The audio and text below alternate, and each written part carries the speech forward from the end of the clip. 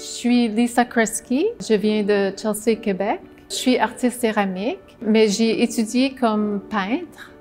Mais ce qui m'intrigue du céramique, c'est que c'est vraiment, il y a beaucoup de possibilités narratives. Alors, c'est comme la sculpture, mais encore, c'est aussi comme une toile. Alors, on peut vraiment développer un narratif d'une façon vraiment unique.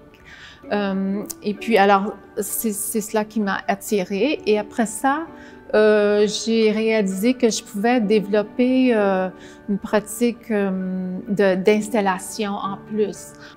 Alors, c'est ça, je prends les idées qui m'intéressent, qui me passionnent, ce qui me touche dans la vie, comme notre relation avec la nature. Je trouve que ça concerne toute l'humanité. Alors, ça me passionne et j'essaie de développer des idées qui puissent vraiment connecter et peut-être décrire des problèmes qu'on a dans la vie, dans l'environnement, mais pas d'une façon didactique, mais plutôt d'une façon qui engage les émotions.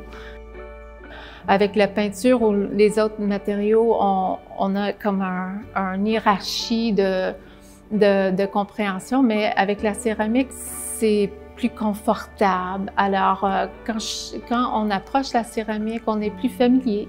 Mais aussi, en même temps, on l'utilise comme vaisseau de communication dans un matériau assez ancien.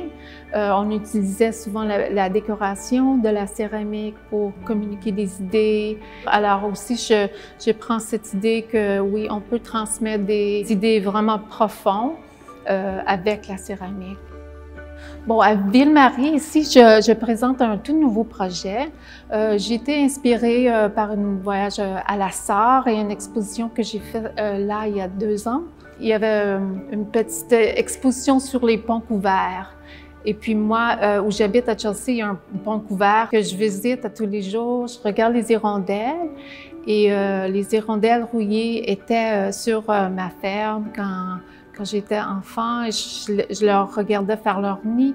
Ils font des nids avec de la boue, essentiellement comme les potiers. C'est des vaisseaux, et puis alors ça m'a vraiment parlé. Et alors j'ai développé ces œuvres.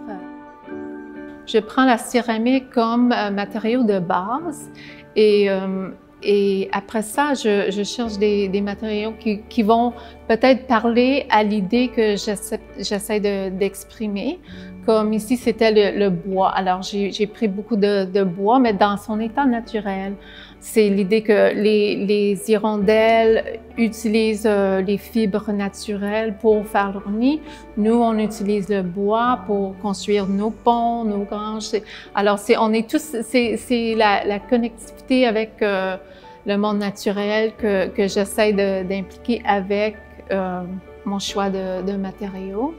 Et juste pour inviter le public à plus s'engager avec, des fois, la céramique, on a un peu peur parce que la fragilité, alors peut-être le bois ou un autre matériau, c'est plus, il y a plus de chaleureux. Alors c'est juste les petites connexions qu'on a avec le matériau que j'essaie de peut-être mettre en contraste.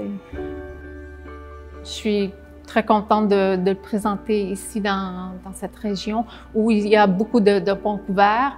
Alors, j'ai pris l'idée du pont couvert comme une place pour créer, pour imaginer le futur où on peut habiter avec la nature, mais d'une façon qui soutient. Alors, c'est une place créative que j'essaie de construire ici.